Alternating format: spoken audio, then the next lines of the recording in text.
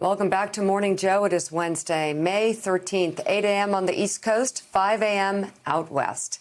House Democrats unveiled a sprawling $3 trillion coronavirus rescue bill, and the Senate and the White House continue to clash over how to deal with the sputtering economy, when to reopen. If passed, the new bill would be the biggest emergency spending measure in U.S. history, sending aid to state and local governments, health systems, and a range of other initiatives. The relief package would also send a second round of stimulus checks to millions of Americans and include more funding for the Postal Service. Some parts aim to address the coronavirus pandemic in other ways, such as requiring passengers to wear masks on airplanes and public transit. However, according to the Washington Post, Republicans have already rejected the bill before even seeing it, describing it as a liberal wish list that would go nowhere in the Republican-led Senate. Joining us now is the Speaker of the House and one of the co-authors of the bill, Democratic Congresswoman Nancy Pelosi of California. Madam Speaker, thank you very much for being on this morning. First of all, what is your reaction to the Republican response so far to the bill? Well, let me just talk about our enthusiastic approach to opening up our economy, and that is testing, tracing, treating, and isolation if necessary. That is what is essential. It's scientific and it's fair, and that's number one in our bill, is how do we open up the economy? How do we get rid of this virus, this villain, and that is testing, tracing, treatment, and isolation. Second to that is the honoring our heroes. That's why it's called the HEROES Act. In no particular order, the provisions call for honoring our heroes, our first responders, our healthcare workers for sure, our teachers, our sanitation workers, food, transit, you name it, those who are on the front line. And we help them by sending the money to state and local governments because that's where they get paid, and it is in large measure. And we have important assistance for hospitals as well. So it's about testing, it's about honoring our heroes, and third, it's about putting money in the pockets of the American people by some of the measures that you mentioned: unemployment insurance, direct payments, employment retention tax credit, child tax credit, and the rest. So this is, whether they know it or not, the country needs to have this testing, and we have to have it so that we know the size of this challenge, and we have to do it in a fair way so that we can end the disparities. When you see people of color, minority communities have a high rate of death, it's because they haven't been tested or diagnosed or treated. So this is, we think it's an answer, and it's scientific in its basis and fair to the American people, as well as honoring our first responders, not only with the money to the states, but with hazard pay as well.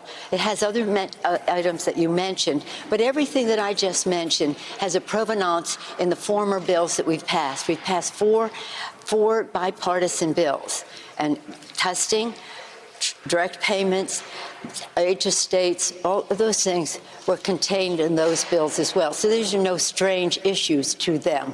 I don't call it a wish list, a real wish list. I call it an American wish list, so that we can defeat this virus, help people in the meantime, and again, honor our heroes. So, Madam Speaker, Joe Scarborough here. Republicans are saying this is a liberal wish list, and also saying you didn't talk to them, didn't talk to the White House, didn't talk to the Senate, and some are even saying this isn't even an opening bid by the House Democrats, that the House Democrats are just trying to make a statement. What do you say to them? No. And what is the possibility of striking a compromise with this bill with the United States Senate and the White House? Well, of course, we put down what we think this country needs. And this is not any wish list that is not related to the coronavirus and to this time frame. We made that a criterion for consideration. This is all about the here and now. It isn't about politics, it's about humanity. When the Republicans say, oh, we need a pause, well, are they going to pause the hunger, the evictions? Are they going to pause the out of work anger and pain that people are feeling. This isn't a time for a pause. This is a time for us to really have a strategic plan to test, trace, treat, and isolate. A strategic plan, and in doing so, to do so that will open our economy scientifically instead of helter-skelter. And this is something we have to do. We're long overdue. Our first bill in the House, bipartisan, March 4th, testing. But they really didn't do it. Our most recent bill, $26 billion for testing. We still don't see the strategic plan that is called for there. This isn't about, again, this isn't partisanship. This is science. This is humanity. This is about the family of America caring for each other, sensitive to everyone's concerns, but also determined to get rid of this very resourceful virus is taking, as you have shown this morning, some ugly, even uglier turns. But it's a big ticket. It's a lot of money. American people are worth it. We see the administration bolstering the stock market with some of its policies, with the low interest rates. The chairman of the Fed says to us, think big. The interest rates will never be lower. And so we're thinking big, but we're thinking appropriately focused discipline. We have a plan, we have a goal, we have a timetable, we have benchmarks, and we just want to join together with everyone else to say, let's open up the economy.